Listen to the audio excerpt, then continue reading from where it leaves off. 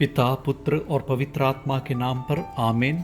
आज हम फिर दानियल के ग्रंथ के 3 अध्याय पर मनन करेंगे।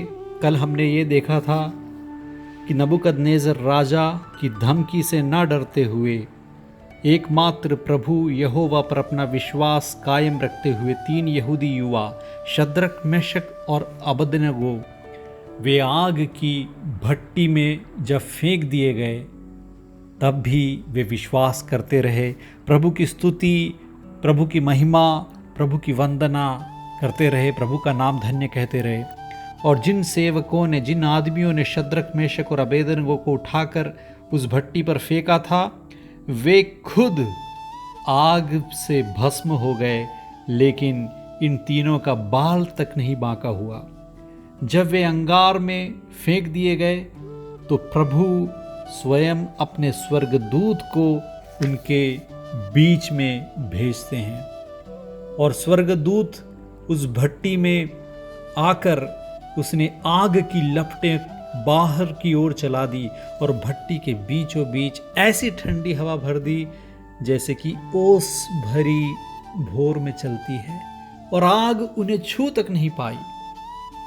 नबूकदनेस्सर और उसके साथी सब हैरान हो गए क्योंकि 3 जन भट्टी में फेंक दिए गए थे और उन्हें कुछ भी नहीं हो रहा है। वे ऊंची आवाज़ से प्रभु की स्तुति कर रहे हैं और 3 के अलावा एक चौथा व्यक्ति भी दिखाई दे रहा है, और नबूकदनेस्सर पहचानता है कि वह स्वर्गदूत ही है। यीशु मसीह में प्यारे भाई और बहनों, जब हम अपने प्रभु पर अपना विश्वास कायम रखते हैं और अपने विश्वास के प्रति किसी भी कठिनाई का सामना करने के लिए अपने मन को मजबूत बनाते हैं, तब ईश्वर स्वयं हमारे बीच उतर आते हैं, हमारे साथ रहते हैं। वे अंगार में भी हमारे साथ आने को तैयार हैं। जब हम पाताल में भी गिर जाएं तो उस पाताल में भी हमारे पास आने के लिए प्रभु तैयार हैं, और वहाँ से हमारी रक्षा करने के लिए प्रभु हमेशा सज्ज हैं। हमारा बाल तक नहीं वो बांका होने देंगे। हमें प्रभु पर अपना विश्वास हर एक परिस्थिति में कायम रखना है। और इसे देखते हुए नबूकदनेस्सर को खुद समझ आ गया कि इन तीनों शद्रक, मेशक और अबेदनगो, इन यहूदियों के ईश्वर के विरुद्ध कोई भी कुछ नहीं कहेगा, और जो कुछ भी कुछ कहेगा उसके टुकड़े टुकड़े कर दिए जाएंगे, ऐसा फरमान वो राजा कहता है।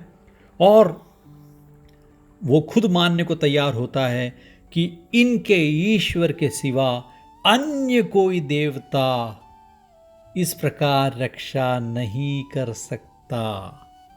जब ये 3 व्यक्ति प्रभु पर अपना विश्वास जाहिर करने के लिए और इसके लिए अपने जीवन को भी कुर्बान करने के लिए आग को भी सहने को तैयार हो गए, तब उनके द्वारा प्रभु के नाम की महिमा मिली। दूसरों के सामने प्रभु का नाम उद्घोषित हुआ और दूसरों ने भी प्रभु की शक्ति को, प्रभु के पवित्र नाम को जाना और पहचाना।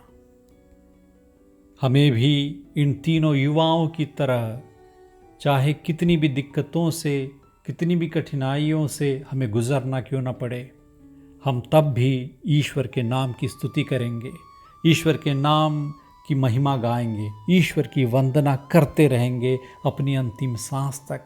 ऐसा प्रण हम लें और पवित्र आत्मा हमें इसमें शक्ति प्रदान करें, हमारे विश्वास को और मजबूत बनाएं, हमारी प्रार्थना को और धन्य बनाएं।